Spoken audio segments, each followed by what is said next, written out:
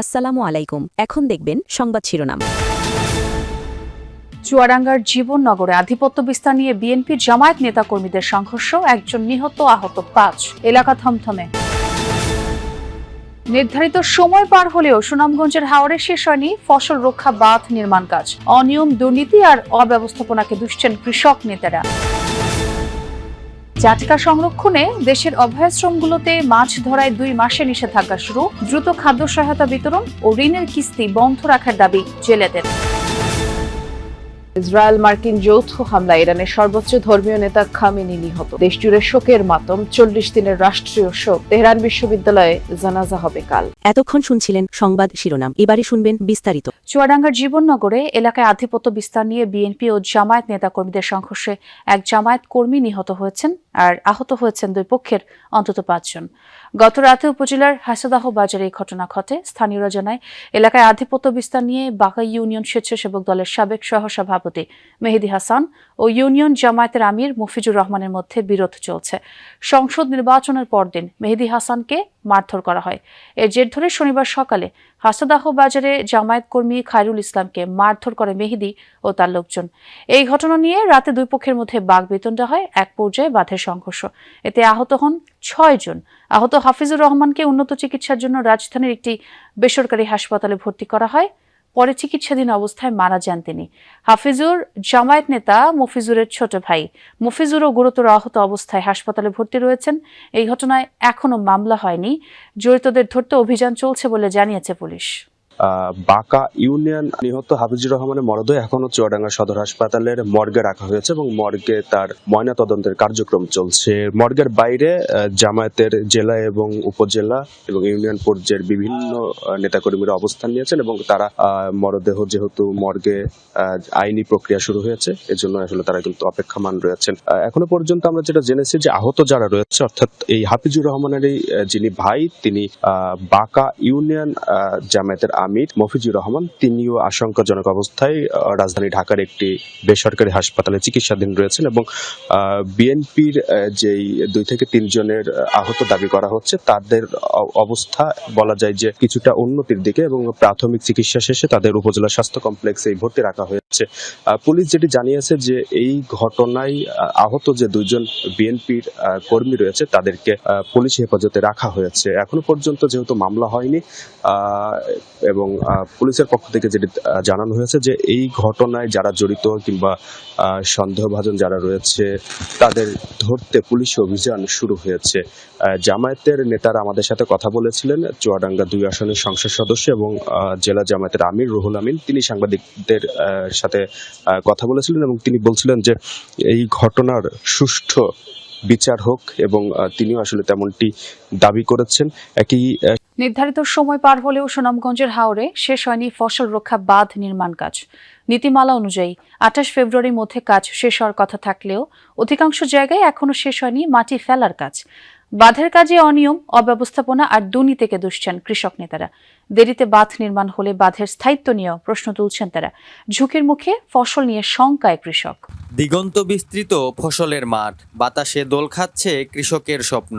আর কদিন পরই হাওরের বুক জুড়ে থাকা ধান উঠবে কৃষকের গোলায়। তবে এর মাঝেও আছে ফসল হারানোর শঙ্কা।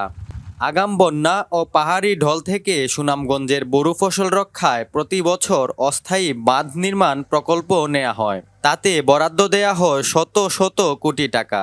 এবারও ব্যতিক্রম নয়। 2025 সালের 15 ডিসেম্বর শুরু হওয়া এই প্রকল্পের অধীনে 718টি বাঁধ নির্মাণে বরাদ্দ দেয়া হয়েছে 148 কোটি টাকা। বিল ফাইলে কাজের প্রতি আমরা নির্বাচনের আগেই কাজ শেষ করে ফেলাইলাম। বিল না ভাবাতে ওই টাকাদারও তো সবের টাকা দেয় না, ওই টাকা খুঁজতে খুঁজতে ওই কাজের আর কমাইতেছে।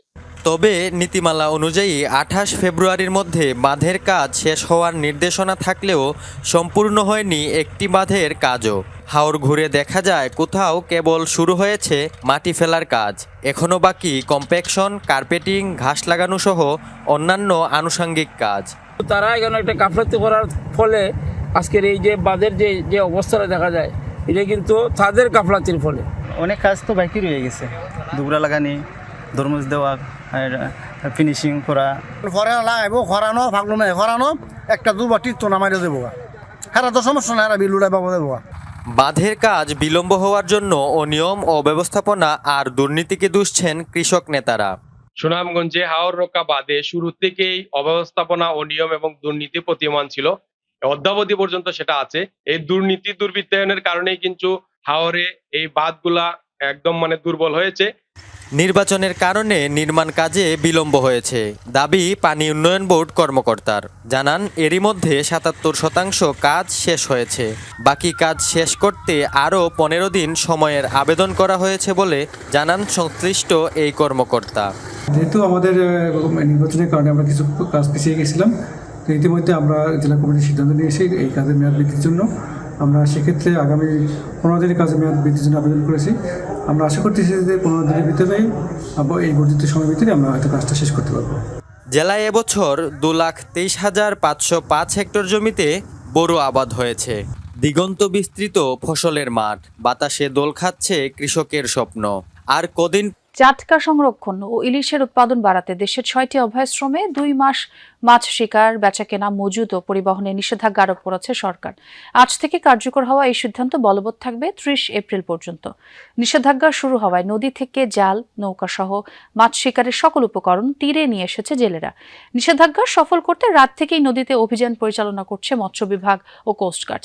তবে জেলেদের দাবি নিষেধাজ্ঞার কারণে ২ মাস কর্মহীন থাকতে হবে তাদের। দ্রুত সময়ের মধ্যে সরকারিভাবে বরাদ্দকৃত চাল সঠিকভাবে বিতরণের পাশাপাশি দাবি জানান ২ মাসের জন্য জেলেদের ঋণের কিস্তি বন্ধ রাখার। এদিকে খাদ্য সহায়তার পাশাপাশি ইলিশ উন্নয়ন প্রকল্পের অধীনে এবারই প্রথম জেলেদের দেয়া নৌকার মেশিন যা সব উঠে লিয়ে গেছি। আমরা ২ মাস অভিযান দিয়েছি, 2 মাস পর ছাড়া তো গাঙ্গে যাওয়া যাবে না। সমিতিগুলি যদি বন্ধ করে দিতে এই ২ মাসের লিগে, তাহলে আমাকে একটু ভালো হতো। এই মাসের ভিতরেই আমাদের জেলেদেরকে যে বরাদ্দ চাউল দেওয়া হয়, চাউলটা যেন তাড়াতাড়ি দেওয়া হয়। আসলে আপনি যেমনটাই বলছিলেন, আজ কিন্তু নিষেধাজ্ঞার প্রথম দিন। রাত ১২টা ১ মিনিট থেকে নিষেধাজ্ঞা কিন্তু শুরু হয়েছে এবং সকাল থেকে কিন্তু মৎস্য বিভাগ, কোস্টগার্ড সহ আইন শৃঙ্খলা রক্ষাকারী বাহিনীর সদস্যরা কিন্তু মেঘনা এবং তেঁতুলিয়া নদীর কিন্তু চষে বেড়াচ্ছেন। তবে এখন পর্যন্ত ভোলার মেঘনা এবং তেঁতুলিয়া নদীতে কোনো জেলে বা জাল জব্দের কোনো কিন্তু খবর আমরা পাইনি। তবে আমরা যেই পয়েন্টটিতে রয়েছি, এটি ভোলা সদর উপজেলার তুলাতুলি মেঘনা নদীর পারে। সেখানে কিন্তু আমরা সকাল থেকে দেখতে পেয়েছি যে যারা জেলে রয়েছে তারা কিন্তু নিষেধাজ্ঞা মেনে কিন্তু গত রাতে কিন্তু তারা তীরে ফিরে এসেছে এবং তীরে ফিরে এসে যেমনটা দেখলাম যে তারা তাদের যে মাছ শিকারের যে উপকরণ রয়েছে সেগুলো কিন্তু তারা গুছিয়ে কিন্তু বাড়িতে নিয়ে যাচ্ছেন। অনেক জেলে দেখলাম যে ট্রলার থেকে তাদের যেই